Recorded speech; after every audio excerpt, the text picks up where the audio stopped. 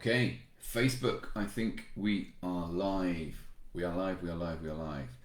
Okay, good morning, good morning. Let's go and have a little look around, doing a market review. Normally do this on a Wednesday, but had a few things going on yesterday. Busy morning in our trading room, lots of possible trades at the moment. So I didn't get a chance to do this yesterday with you guys, but I wanted to just do a bit of a market review because we've had a bit of movement. We've got through the first element of the election. Things aren't over by a long shot over there, but let's go and have a little look at what is going on, what's happened with the markets, where are we, and all the things that have been going on. There was the volatility. It wasn't huge. There was quite a bit of intraday volatility, but the range on the S&P last week wasn't huge as a result of what happened. If we go through and see what we've got, we've had a retest of the all-time highs. Now what I'm going to do is I'm going to jump up to the weekly chart just so you can see all three of the major US indices by comparison. So here's the S&P, had a retest of those all-time highs. We actually went higher. This is the current week's candle. Bearing in mind it's Thursday, haven't had a close yet. Be interesting to see where we are by close of play tomorrow. The Dow, if we go and pull up the Dow, you'll see this on the futures chart here. Again, they're the all-time highs, broken the recent high, gone higher, and as you can see, a little bit more of the body taken up. But again, this weekly candle doesn't mean a lot really until next week, until the end of this week. So again, it retested the highs, went higher. Nasdaq, interestingly, didn't get the retest, got very close. Didn't quite get the retest, showing slightly down. Now, sometimes, and this is important, sometimes the Nasdaq will lead the other two major indices. Now, I don't make trading decisions based on that because I don't have a data set to confirm that as a correlation. It's just more of an observation. So at the moment, the Nasdaq's slightly down. So that might be what we see happening to the S&P and the Dow as a follow-on. But you don't want to get into a position where you put too much weight on that. That's just an observation more than anything else. So that's where we are with those. From a live trade point of view, we have established a position, a reversal trade here on the S&P, down on our 4 hour. We're only in a little bit of profit at the moment. It was triggered in yesterday, and we are showing a little bit of profit on that position at the moment. So short trade on the S&P. So let's go away from there. Have a quick look at the DAX. And just see where the main European, well, one of the main European indices is in relation. So that's had a positive move the last couple of weeks. I'm going to drop down to the daily chart. So really, this is a case of, are we going to retest these recent highs just here and then roll over, or are we going to get past those and retest the DAX's all-time highs?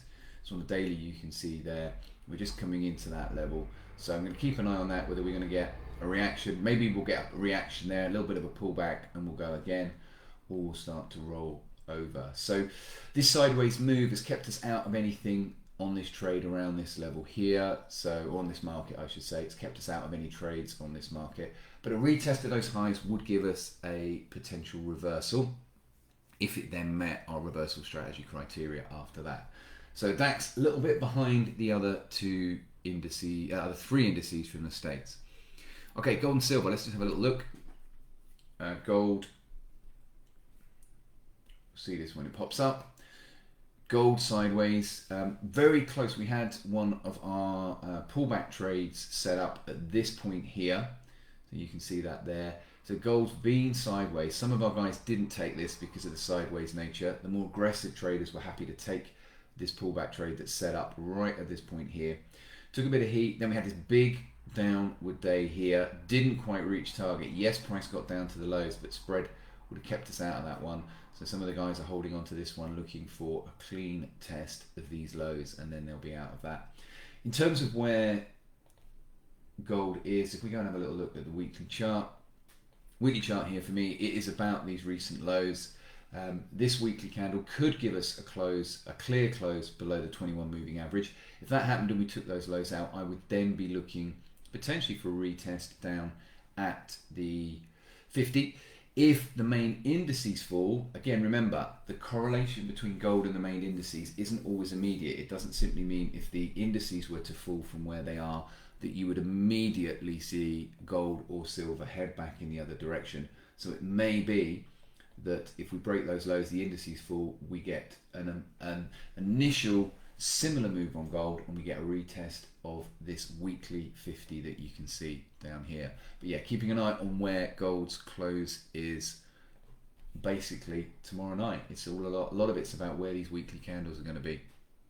Silver, similar position, still as yet haven't had that weekly close below the 21. You've got staggered lows here, so there isn't quite the same support that you can see on gold. So you've got staggered lows there, but again, we'll look to see whether or not we can get a close on that.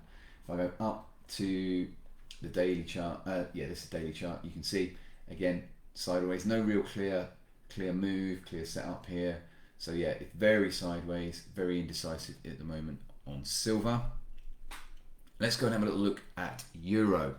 Euro very sideways at the moment. So we've been sideways for a while. Yes, we had that clean move up through May, but this whole area here, very sideways, not really committing in any shape or form.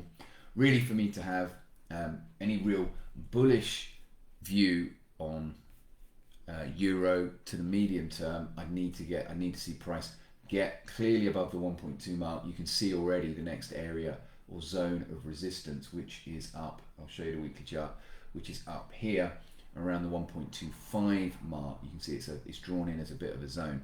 So I would want to see price take out those highs. If it took out those highs, there could be, with the trend pullback and breakout opportunities in this little gap here. So it doesn't look big, but there could be some nice potential trades if we could get above there.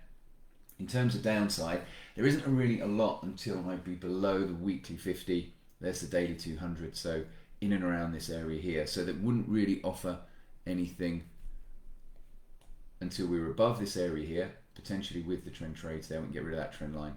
So above there with the trend trades, and then I'd be looking for reversals here.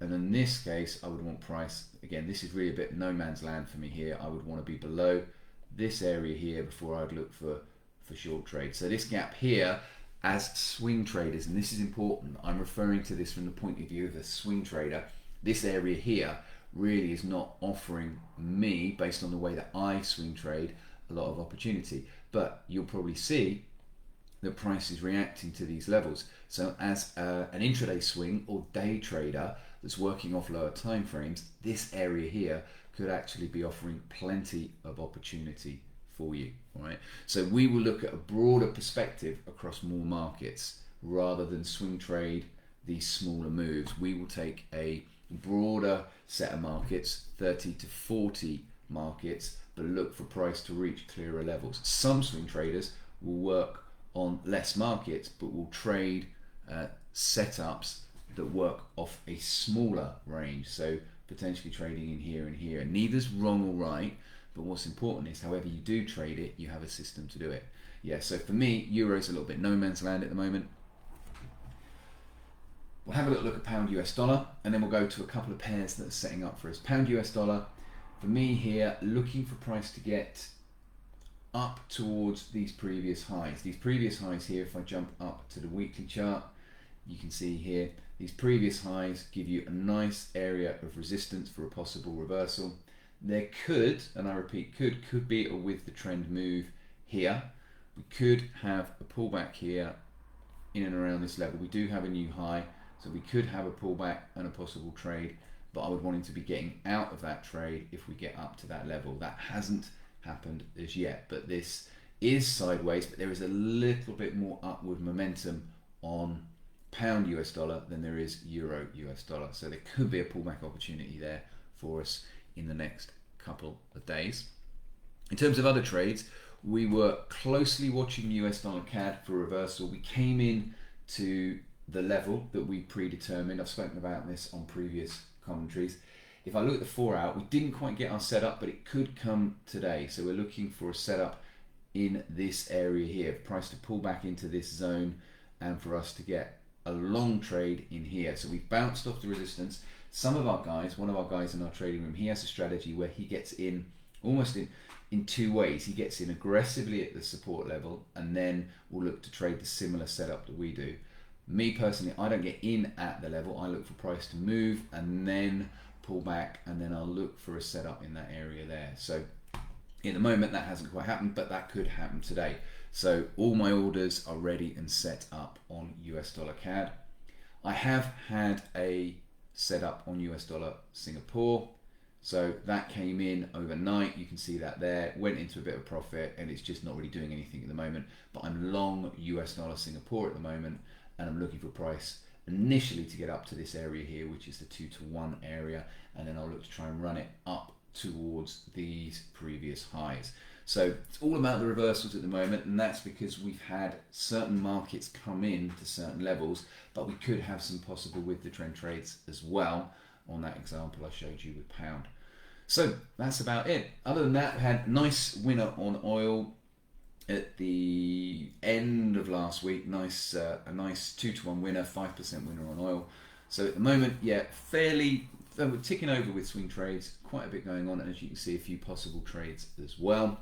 Tonight we have our beginners webinar. So if you log on to your TSC membership, you will see that the beginners webinar is tonight, and I'm doing an experienced webinar for those of you that have got a bit more experience. These are 2 free webinars that I'm running just for you as free members. They're the last 2 free webinars that I'm doing in 2020. So if you want to get involved in those, make sure you go to the links. Other than that, trade safe, and I'll be back in touch with you again very soon.